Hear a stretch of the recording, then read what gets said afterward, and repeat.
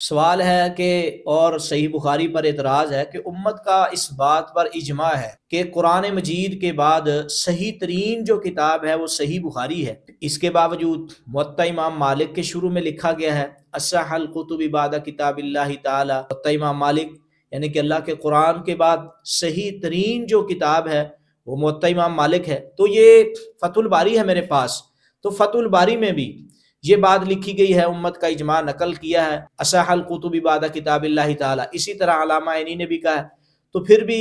بعض منکرین حدیث کی طرف سے اعتراض ہے کہ اگر یہ صحیح بخاری ہی اللہ کے قرآن کے بعد صحیح ترین کتاب ہے تو پھر موطا امام مالک کے بارے میں کیوں کہا گیا؟ پھر اس طرح کی بات صحیح مسلم کے بارے میں کیوں کہی گئی؟ اور پھر سیاستہ ساری کے بارے میں بھی کہا گیا کہ یہ صحیح ترین ہے۔ تو گزارش یہ ہے کہ جب موطا امام مالک لکھی گئی تھی وہ اپنے دور کے لحاظ سے اس سے ماں قبل جتنی بھی کتب لکھی گئی تھی اور اس دور میں جو اللہ کے قرآن کے بعد صحیح ترین جو کتاب مانی جاتی تھی وہ موطا امام مالک تھی۔ تو جب امام بخاری رحمہ اللہ تعالی کا دور آیا، امام بخاری رحمۃ اللہ علیہ انہوں نے موطا امام مالک کے بعد جب صحیح بخاری لکھی تو موطا امام مالک کی تمام صحیح تر روایات جو کہ ان کی شرائط پر تھی ان کو اپنی صحیح بخاری میں لے کر آ گئے، اور امام شافعی سے اور امام احمد بن حنبل کی مسند احمد سے بھی جو صحیح ترین یعنی کہ روایات تھی وہ یعنی کہ اپنی کتاب میں لے کر آئے، اور جب وہ کتاب لکھی گئی امت کے ہاں اس کو پیش کیا گیا، پھر ساری امت نے اس کو مانا کہ اللہ کے قرآن کے بعد صحیح ترین کتاب جو ہے وہ صحیح بخاری ہے۔ اب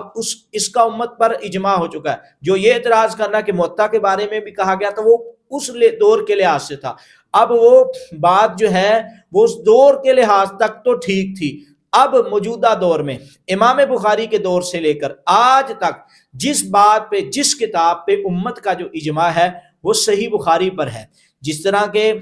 انور شاہ کاشمیری نے فیض الباری میں بھی لکھا ہے، اور بریلوی کو مکتبہ فکر کے جتنے بھی شارحین بخاری ہیں انہوں نے بھی، کسی نے لکھا ہے بارگاہ رسالت سے اس کو مقبولیت حاصل ہے، جس طرح مولانا محمد شریف الحق امجدی رضوی نے نزہۃ القاری میں لکھا ہے، علامہ غلام رسول سعیدی بریلوی صاحب نے انہوں نے بھی اپنی کتاب میں لکھا ہے۔ تو لہٰذا